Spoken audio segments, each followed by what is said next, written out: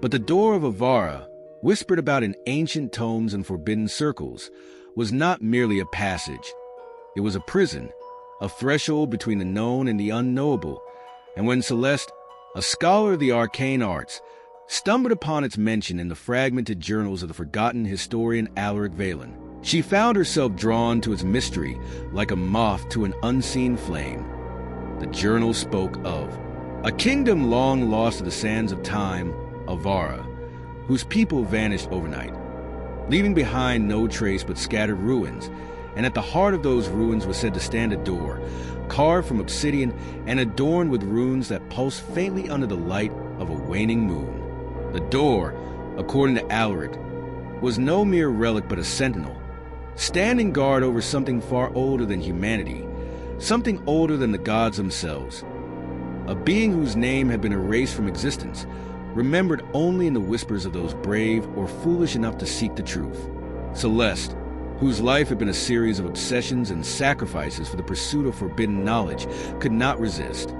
She pored over maps, piecing together fragments of Alaric's writings, and when the day came that she stood among the overgrown ruins of Avara, she felt the weight of millennia pressing against her chest.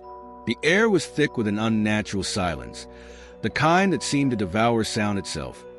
And as she ventured deeper into the crumbling city, her torchlight caught the faint glimmer of the obsidian door, its surface slick as if weeping with dew, though the air around her was bone dry. The runes carved into its surface writhed like living things, rearranging themselves as her eyes tried to focus on them. And as she reached out a trembling hand to touch the cold, unyielding stone, she felt a presence, a weight in the air that seemed to watch her, judge her, and then welcome her. For the door creaked open without a sound, revealing an expanse of utter blackness beyond. Driven by equal parts fear and exhilaration, Celeste stepped through and felt the world collapse behind her. There was no solid ground beneath her feet, yet she did not fall. Instead, she floated in a vast, endless void, lit by shifting constellations that formed and dissolved with every breath she took. And as she moved forward, guided by an unseen force, she began to see shapes in the distance, great monoliths that towered into infinity, each covered in incomprehensible carvings that seemed to whisper directly into her mind. The whispers grew louder, resolving into words spoken in a language she did not know but somehow understood, and they told her the being imprisoned here, a god not a creation but of unraveling, a force older than time itself that sought not to destroy but to unmake, to return all things to the chaos from which they had sprung. The monoliths, she realized, were not mere structures but chains, binding the god to this plane. And as she approached the largest of them, she saw a figure waiting for her, Alaric Valen, or what remained of him, his body translucent and shimmering like a mirage, his eyes empty sockets that burned with a pale, otherworldly light. He spoke to her, his voice echoing in the vast emptiness, warning her that the door was not meant to be opened, that her presence here weakened the bonds.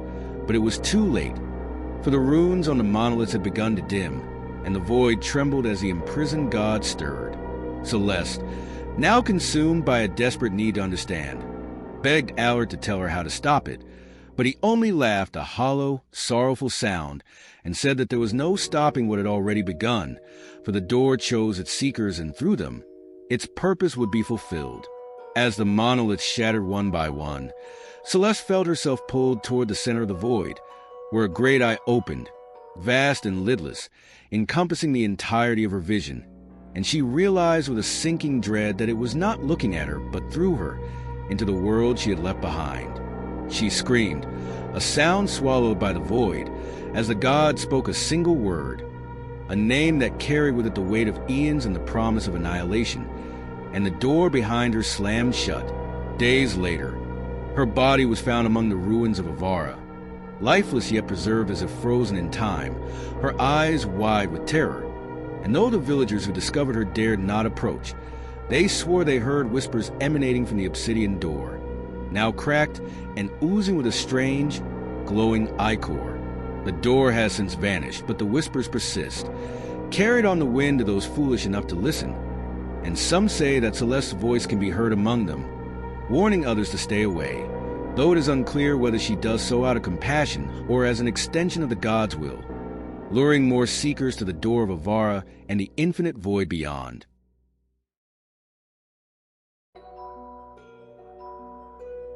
It began as an inexplicable disturbance in the skies above the North Atlantic, a pulsating aurora that defied natural explanation, its colors too vivid, its movements too deliberate, and as it spread across the night, unnerving pilots and scientists alike, the world watched in awe and unease.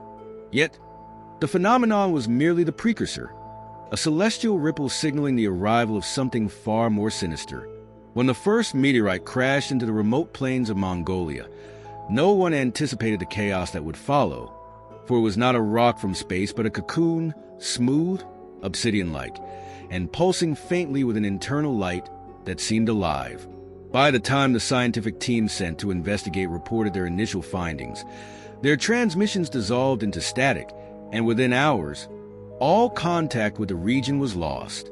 Reports began surfacing. Strange, insectoid creatures emerging from the cocoon, their forms sleek and glistening like liquid metal. Their limbs jointed in ways that defied human anatomy, and their eyes, if they could be called eyes, black voids that reflected no light, only the terror of those they stared at. What followed was a swift, methodical slaughter.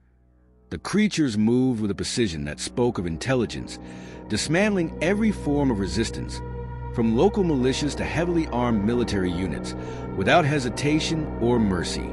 Survivors whispered of how the creatures did not kill for sustenance, but as if driven by an inscrutable purpose. Their victims left twisted and contorted in grotesque patterns, their bodies marked by deep, symmetrical incisions that seemed to spell out symbols no one could decipher. Across the globe, more cocoons began to fall: Greenland, the Sahara, the Amazon basin. Each one heralding the arrival of more of these alien invaders, and soon humanity was pushed to the brink. Yet, the true horror was not merely their killing efficiency, but the presence of something far worse. Something that came after the initial waves. A towering, amorphous entity that emerged from the largest cocoon, its form constantly shifting, as though it were a liquid held together by some unseen force, its surface writhing with patterns resembling the alien symbols etched on the victims. This entity, dubbed Nyctian by panicked scientists grasping for a name, radiated a low-frequency hum that scrambled human thought, inducing hallucinations, madness, and a deep, primal fear in anyone within its proximity. Cities fell silent not because they were destroyed, but because the people within them turned on one another in fits of inexplicable rage, driven by whispers that seemed to emanate from Nyctian itself, urging them to commit unspeakable acts. Attempts to fight back were futile. Conventional weapons passed through its form as though it were intangible, while energy-based attacks seemed defeated, causing it to grow larger and more terrifying. In desperation, governments turned to ancient myths and texts, consulting shamans, theologians, and occultists who claimed that Nyctian bore resemblance to a figure described in fragmented pre-human lore, a harbinger of cosmic cleansing, sent not to destroy but to reset civilizations that had grown too arrogant in their understanding of the universe. The creatures it commanded, it was said, were merely extensions of itself, tendrils of its incomprehensible mind, while the cocoons served as beacons drawing its essence into our dimension. As the death toll rose into the hundreds of millions, a final, desperate plan was devised: to detonate nuclear warheads near the cocoons, hoping to sever Nyctian's connection to its source. But as the warheads fell, the entity absorbed the energy of the explosions, its form growing brighter, its hum deepening into... Remember, the darkness always holds a story. Until the next terrifying tale, stay tuned with Campfire Horror Story.